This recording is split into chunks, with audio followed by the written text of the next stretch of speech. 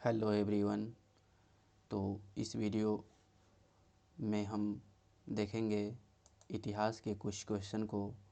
तो चलिए शुरू करते हैं वीडियो। भारत का कौन सा क्षेत्र एक समय अवंतिका के नाम से जाना जाता था? तो आंसर हो जाएगा मालवा का क्षेत्र। किस प्रकार का मृदभांड भारत में द्वितीय शहरीकरण के प्रारंभ का प्रतीक माना गया? तो आंसर हो जाएगा उत्तरी काले पॉलिश युक्त बर्तन। निम्नलिखित में से वह शासक कौन था जिसने राज सिंहासन पर बैठने के लिए अपने पिता बिंबिसार की हत्या की थी? तो अजातशत्रु।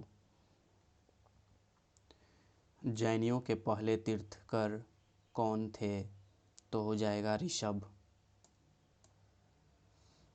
राजस्थान में माउंट आबू पर दिलवारा मंदिर का निर्माण निम्नलिखित में से किस धर्म के अनुयायियों द्वारा किया गया था? तो राजस्थान के माउंट आबू पर दिलवारा मंदिर का निर्माण जैन धर्म के अनुयायियों द्वारा किया गया था। महावीर की माता कौन थी? तो महावीर की माता त्रिशला थी। त्रिपिटक डैश धार्मिक ग्रंथ है? त्रिपिटक डैश धार्मिक ग्रंथ है? तो ये बौद्धों के धार्मिक ग्रंथ है। जैन धर्म तथा बौद्ध धर्म दोनों ही निम्नलिखित में से किसमें विश्वास नहीं करते थे? तो ये क्वेश्चन जो है एक गलत क्वेश्चन है, क्योंकि इसका आंसर नहीं आता है, इसीलिए इस क्वेश्चन को नहीं करेंगे अभी, बाद में देखते हैं। निम्नलिखित में से जैन धर्म का कौन सा त्रिरत्न नहीं है? तो इसमें से जो है सही दृष्टि जो है जैन धर्म का त्रिरत्न नहीं है।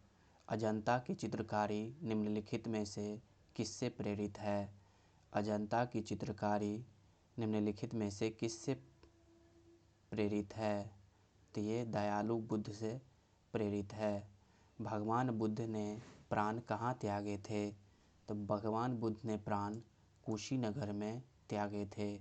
तमिलनाडु के शिल्प दिकारम और मणि मेखलई नामक गौरव ग्रंथ किससे संबंधित है? तो ये हिंदू धर्म से संबंधित है। बौद्ध के विश्वास के अनुसार गौतम बुद्ध का अगला अवतार किसे माना जाता है? तो ये मैत्रेय को माना जाता है। निम्नलिखित में से कौन संस्कृत का प्रथम व्याकरणविद था? तो ये पाणिनि था। निम्नलिखित में से कौन सा मठ बौद्ध धर्म से संबंधित है? कौन सा मठ बौद्ध धर्म से संबंधित है? तो ये हो जाएगा चैत्य मठ। नालंदा विश्वविद्यालय विद्या का एक महान केंद्र था, विशेषतः बौद्ध धर्म का महान केंद्र था। गौतम बुद्ध कौन से गणराज्य के थे? तो गौतम बुद्ध जो है शाक गणराज्य के थे। मानव के दुखों के अंत के लिए अष्टांगिक मार्ग पथ का प्रतिपादन किसने किया? तो किसने किया? गौतम बुद्ध ने किया। बौद्ध धर्म ने समाज के दो वर्गों को अपने साथ जोड़कर एक महत्वपूर्ण प्रभाव छोड़ा। ये वर्ग थे स्त्री और शूद्र। बौद्ध धर्म में बुल का संबंध बुद्ध के जीवन के किस घटना के साथ है? तो बुल का संबंध जन्म से है। बुद्ध का अर्थ है ज्ञान प्राप्त। अशोक ने किस बौद्ध साधु से प्रभावित होकर बौद्ध धर्म अपनाया? तो अशोक ने उपगुप्त से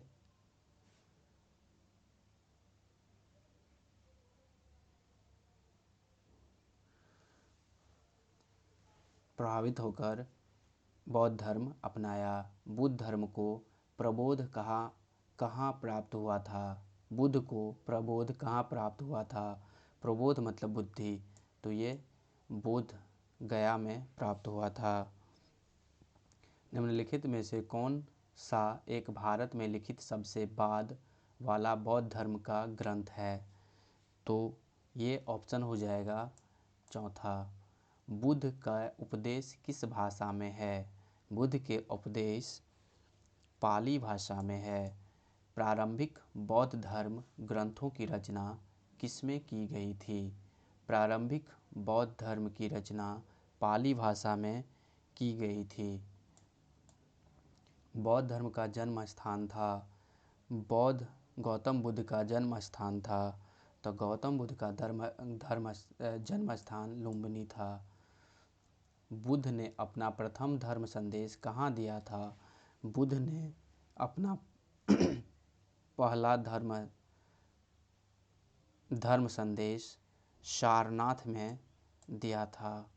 बौद्ध धर्म में किस मतों का पर विश्वास करता है? बौद्ध धर्म दुनिया दुखों से भरी है। इसमें भी लोगों को दुख अपनी इच्छाओं के कारण होते हैं। यदि इच्छाओं पर काबू पा लिया जाए तो निर्वाण मिल जाएगा। ईश्वर और आत्मा के अस्तित्व को स्वीकार करना, ये बात नहीं कही था बौद्ध ने, तो इसका ABC हो जाएगा तीसरा। आजीवक संप्रदाय एक संप्रदाय था। आजीवक संप्रदाय एक संप्रदाय था। ये बुद्ध का समसामयिक। सिकंदर महान का शिक्षक कौन था? तो सिकंदर महान के शिक्षक अरस्तु था। अलेक्जेंडर और पोरस ने लड़ाई लड़ी थी। अलेक्जेंडर और पोरस ने लड़ाई झेलम नदी पे लड़ी थी। सिकंदर की मृत्यु के बाद उसके साम्राज्य का पूर्व भाग किसके अधीन चला गया? तो ये चला गया सेल्यूकस निकेटर। उन स्तंभदार भवनों को क्या कहते हैं जिसमें बौद्ध भिक्षुक पूजा करते हैं? उसको कहते हैं चैत्य। इच्छा सब कष्टों का कारण है। इसका प्रचार करने वाला धर्म कौन था? तो इसका प्रचार करने वाला धर्म बुद्ध धर्म था। निम्नलिखित में से कौन सा शासक बुद्ध का समकालीन था? समकालीन, तो ये हो जाएगा बिंबिसार। बुद्ध के जन्म और उसके पूर्व जन्म की कहानियाँ किसमें संकलित है? तो जातक कथाएं में जो है बुद्ध के जन्म और उसके पूर्व जन्म की कथाएं शामिल है। प्रथम बौद्ध परिषद कहाँ आयोजित की गई? तो प्रथम बौद्ध परिषद राजगृह में आयोजित की गई। प्रथम बौद्ध परिषद कहाँ आयोजित हो गया है? बुद्ध के प्रथम प्रवचन को क्या कहा जाता है? बुद्ध के प्रथम प्रवचन को धम्मचक्र पवतंस्तु कहा जाता है। बुद्ध धर्म और संघ मिलकर कहलाते हैं। बुद्ध धर्म और संघ मिलकर कहलाते हैं। तो बुद्ध धर्म और संघ मिलकर त्रिरत्न कहलाते हैं। मिलिंद क्या है? मिलिंदपनो क्या है? तो ये है बौद्ध ग्रंथ। निम्नलिखित में से कौन सा संप्रदाय बौद्ध धर्म का नहीं है? तो दिगंबर जो है बौद्ध धर्म से संप्रदाय नहीं है। महावीर का प्रथम शिष्य कौन था? महावीर का प्रथम शिष्य कौन था? तो जमाली जो है महावीर के प्रथम शिष्य थे। वर्धमान महावीर और किस नाम से विख्यात है? तो वर्धमान महावीर जेना के नाम से विख्यात है। तिब्बत में बौद्ध धर्म के प्रचार करने वाले बौद्ध भिक्षुक कौन थे? तो तिब्बत में जो है तिब्बत में बौद्ध धर्म का प्रचार करने वाले बौद्ध भिक्षुक पद्म संभव थे, पद्म संभव थे। गौतम बुद्ध का जन्म स्थान किसके द्वारा अंकित किया जाता है? गौतम बुद्ध के जन्म स्थान अशोक मौर्य का रुमिनदई स्तंभ। भारतीय इतिहास में निम्नलिखित युगों में से किसके दौरान क्षत्रिय एक विशिष्ट पहचान रखते थे? तो बुद्ध के युग में। न्याय सूत्र किसने लिखी है? न्याय सूत्र किसने लिखी है? तो न्याय सूत्र लिखी है गौतम ने। जैन और बौद्ध धर्म के समय कितने आश्रमों को मान्यता प्राप्त की गई?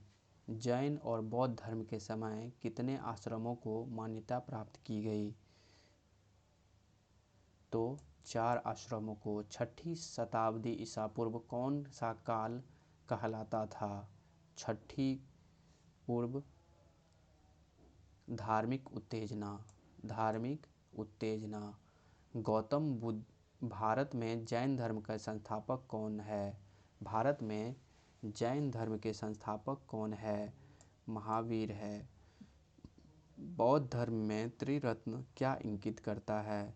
बौद्ध धर्म में, तो इसका जो है आंसर आप क्वेश्चन गलत है।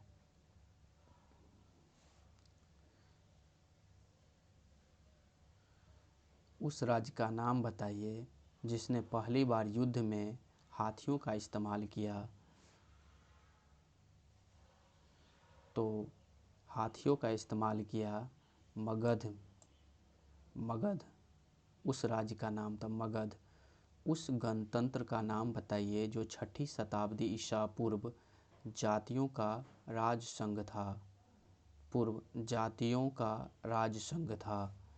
तो ये था बज्जी।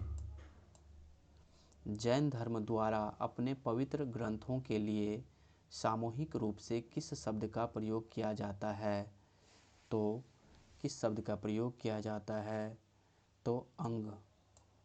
निम्नलिखित में से किस मुद्रा में गौतम बुद्ध ने सारनाथ में अपना पहला उपदेश दिया?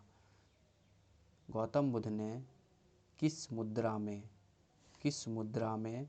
तो धर्मचक्र मुद्रा में। धर्मचक्र मुद्रा में। कैवल्य कौन से धर्म से संबंधित है? कैवल्य कौन से धर्म से संबंधित है? तो कैवल्य जैन धर्म से संबंधित है। कौन सा बौद्ध ग्रंथ 16 महाजनपदों का उल्लेख करता है? तो अंगुत्तर निकाय। कौन सा बौद्ध ग्रंथ 16 महाजनपदों का उल्लेख करता है? अंगुत्तर हो जाएगा। 16 महाजनपदों में से किसकी राजधानी तक्षशिला थी? तो तक्षशिला थी गांधार की। स्तूप शब्द गौतम बुद्ध के जीवन में निम्नलिखित किस घटना से संबंधित है? तो मृत्यु से संबंधित है। बौद्ध धर्म महायान और हीनयान में किस शासक के शासनकाल के दौरान विभाजित हुआ था?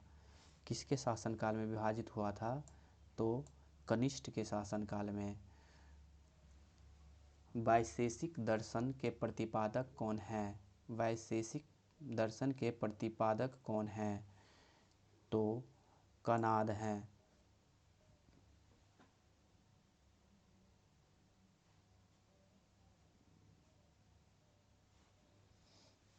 बौद्ध धर्म के अधिकांश ग्रंथ किस भाषा में लिखी गई है? बौद्ध धर्म के अधिकांश ग्रंथ पाली भाषा में लिखी गई है। किन्हें एशिया का प्रकाश भी कहा जाता है? तो गौतम बुद्ध को एशिया का प्रकाश भी कहा जाता है। महावीर का जन्म कहाँ हुआ था? तो महावीर का जन्म हुआ था कुंडग्राम में। महावीर का जन्म हुआ था कुंडग्राम में। बौद्ध साहित्य किस भाषा में लिखी गई थी? तो बौद्ध साहित्य पाली भाषा में लिखी गई थी। कौन सा स्थान गौतम बुद्ध से संबंध नहीं है? तो कौन सा स्थान नहीं है? पावापुरी नहीं है।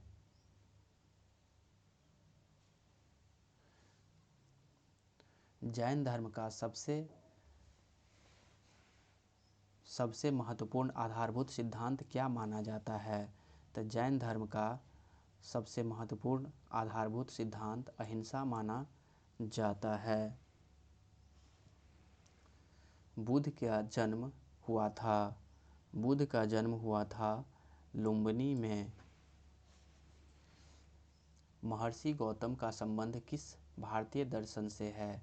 महर्षि गौतम का संबंध किस भारतीय दर्शन से है? न्याय दर्शन से।